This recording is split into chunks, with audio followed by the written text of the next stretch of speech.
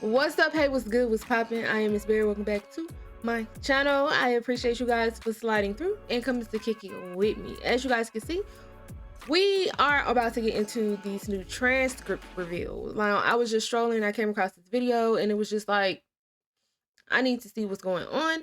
So I'm really not gonna do too much talking, y'all. We gonna go ahead and get straight up into it.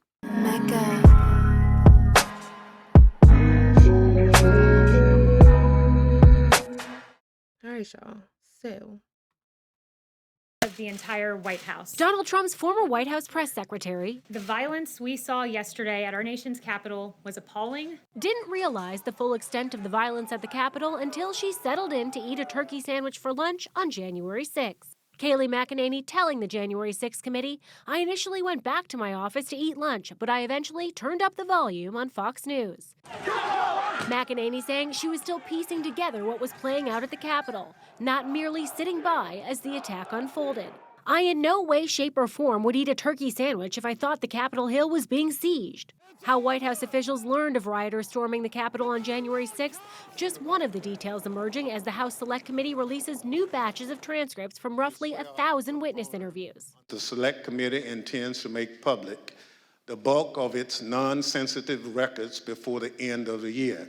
A separate transcript revealing how the White House crafted a press release in December 2020 calling for the firing of anyone who accepted the election results. Hours earlier, then Attorney General Bill Barr had told the Associated Press there was no widespread voter fraud. According to the draft press release, anybody that thinks there wasn't massive fraud in 2020 election should be fired.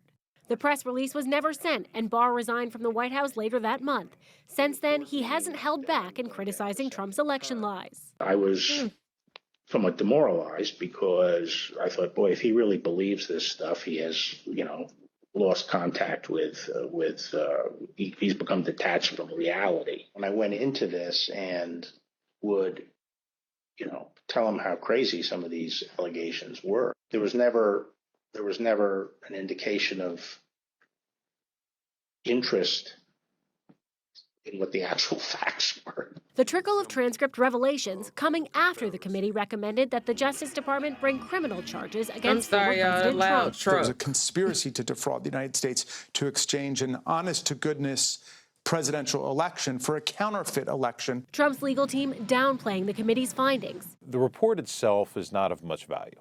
It's written by politicians for a political purpose. And dismissing its criminal referrals, even as Trump faces scrutiny from a DOJ special counsel that is now investigating his attempts to overturn the 2020 election. I mean, the referral itself is pretty much worthless. The Department of Justice doesn't have to follow it. Oh, Did you know that the freaking vast majority of self-published books don't sell more than a few copies? It's because These freaking ads. Sorry, y'all, we skipped it like that. I gotta get my premium back. Now, the committee has, of course, released its final report, but they have released just a fraction fill of the underlying evidence. They have put out fewer than 100 of their interview transcripts so far. They interviewed roughly 1,000 witnesses, so we are expecting many, many more transcripts, many, many more tidbits about how this I like her unfolded. voice, oddly. That's like she good, has because I don't feel like you've been very distinct busy voice. the last couple of months, years, decades. Sarah Murray, great reporting as always. Thank you so much. Let's discuss now with former Special Assistant to President George W. Bush and USA Today columnist Scott Jennings, along with Democratic former South Carolina State Representative Bakari Sellers. Guys, thanks so much. Welcome to the show. Scott, look, the former president railed against the January 6th committee after they referred him to the Justice Department for criminal prosecution. One of his attorneys calls the referrals worthless and political noise. I don't ask this question from a legal basis. Politically, are they just noise? Are they worthless, or do they have something that can actually resonate here? Well, the lawyers say they're worthless from a legal perspective because the DOJ is going to do whatever it's going to do outside of what Congress says. But as a political matter, obviously this entire process, this entire unfolding of this has taken a toll on Donald Trump, along with other things. But clearly this is dragging him down. I mean, look at the polling. I mean, the nation has soured on Trump even more than they already were. The Republican Party is souring on Trump. He's losing in head-to-head matchups with Ron DeSantis. When you match him up against Joe Biden in a rematch that nobody wants, he's losing badly. So obviously this, along with everything else he's got going on, is taking a real toll on him politically, even if the legal aspects of it here are less than important. Bakari, do you feel like, my sense was part of the rationale for doing this was to put pressure on the Justice Department. Do you feel like the Justice Department needs to act on these criminal referrals for the Select Committee's investigation to be seen as worthwhile in the eyes of the American people? Well, first of all, I'm not sure you can actually put pressure on Merrick Garland and the Department of Justice. I think this Department of Justice, compared to the one that we've seen with Jeff Sessions and Bill Barr, and I can't remember the guy who was there. First and foremost, y'all, let me just say, as I'm just sitting here and I'm listening to everybody talk, and I'm just, I'm going down memory lane of when the riot first happened and everything, and it's just, I'm thinking about this whole turkey sandwich whole situation. It's just kind of like, so you had absolutely no idea, like it was just, you were just completely clueless, like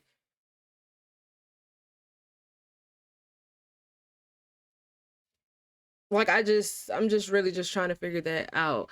It's just not really making sense. Like, as I was listening and all of that, but it's not really believable. But let's keep going. For like a blink of an eye, he was there for like one Scaramucci. Matt Whitaker, maybe, I think is his name.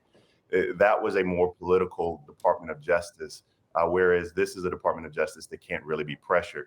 But what I can say is that the information that's garnered from the January 6th committee does provide a roadmap for the special prosecutor to maybe, just maybe, come with charges from January 6th. I don't think Donald Trump has that much legal jeopardy from January 6th. I do think that individuals around him who obstructed justice, usually it's not the crime. And also, I'm sorry to pause just admitting him talking, but also, didn't she say it was a peaceful protest? Or am I tripping? Or was it somebody else? But the cover up have a great deal of exposure from January 6th. I think that Donald Trump has the most exposure, Phil, from actually taking classified documents down to Mar-a-Lago. I think that when you see his handling of those classified documents, that and what's going on with Fani Willis in DeKalb County, Georgia, Fulton County, Georgia, those are the cases that probably give him more exposure than January 6th. Impressive recall of Matt Whitaker's distinguished tenure at the Justice Department. Scott, there's a New York Magazine cover story which writes about Donald Trump's 2024 campaign in an article provocatively titled "Trump's Sad, Lonely, Thirsty, Broken, Basically Pretend Run for Re-Election."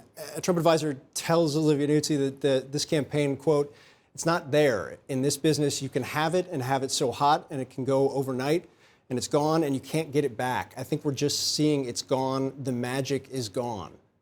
Is the magic gone for the former president at this point? Well, he's certainly losing altitude. I mean, look, he's not without things to build a campaign out of. He's got money. He's got a cadre of advisors who are fully dependent upon him for their livelihoods. He's got people who want Donald Trump. I mean, there is a base of people inside the party that would rather have Trump than anybody else. So that's not an insignificant thing to start with. But where he has lost is that over the last, go back to 2016, he backs into the presidency. And from that point forward, losing in 2018, losing in 2020, losing in 21, losing in 22, all the legal stuff that has come along, every Republican out there is carrying his bags, and those bags are getting heavier all the time. So whether you want to call it losing magic or whatever, it's just getting too heavy to carry Donald Trump's bags, because nobody wants to lose to Joe Biden in 2024. And that's what the Republicans are coming to terms with. And that's why you see people who look like winners, who feel like winners, like Ron DeSantis on the rise, and people who've been losing for a number of years, like Donald Trump, sinking.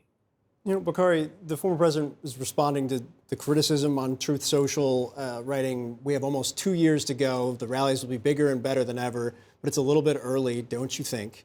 Is it too early to judge this campaign, or do you see real vulnerabilities based on everything that Scott just laid out in detail to some degree?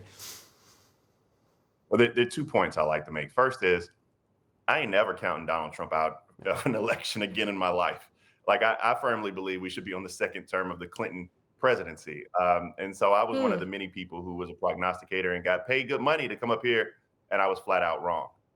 So I'm not going to count him out. In fact, his campaign was worse then in 2015, 2016 than it is actually today.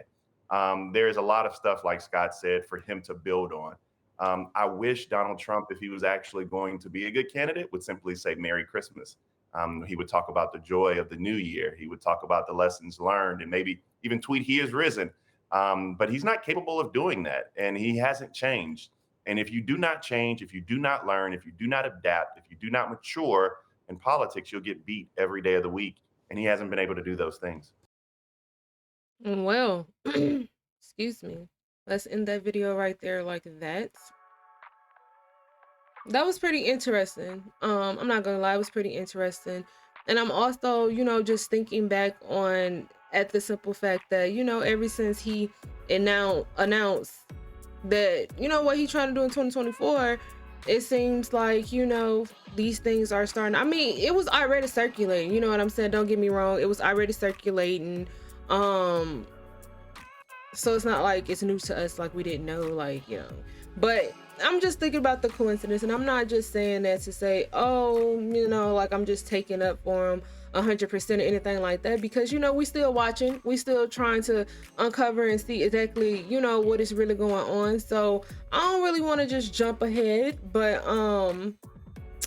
he do have quite a few things to build off of. It is a lot of people who is still backing Trump and who still strongly believe when Trump was president, he did make America great, like he said, like his little slogan and stuff like that. So it's a lot of people who are siding with Trump, who riding with Trump, and it's a lot of people who do not want to see Trump, period. But just for Biden to run again, I'm pretty sure don't nobody want to lose to Biden, especially now. Biden is a lot older, just watching some of his speeches and everything, I do see how he talk and just certain decisions that he make and stuff. We need a president that is just a little bit more here. But no shade to Bernie, but it is just what it is. I don't know, I was gonna say something else, but guys, I really hope that you guys enjoyed this reaction video just as much as I enjoy reacting to it. Y'all comment down below, let's talk about it. Let me know your thoughts, let me know what you think. Let me know if you saying bye Trump or you saying hi Trump. Like, let me know, which way you going. Also, let me know what you guys also want to see on my channel. Shoot me some recommendations. Y'all, the original video will be linked in my description box down below, just in case you guys want to check it out on your own personal time. It's like some videos rolling out, and we're gonna really get up into it, and I can't wait till we uncover all of this. Well, I wouldn't even necessarily say uncover, but we just watching it all unfold here. So we're gonna see what it do, how it do. But if you are new to my channel, don't leave without hitting that red subscribe button and also ringing that bell, so when I drop a new video, you will know, you won't miss it, and you will be right here. And as always, I really appreciate you guys for coming through, coming to kick it with me. And as always, until next time.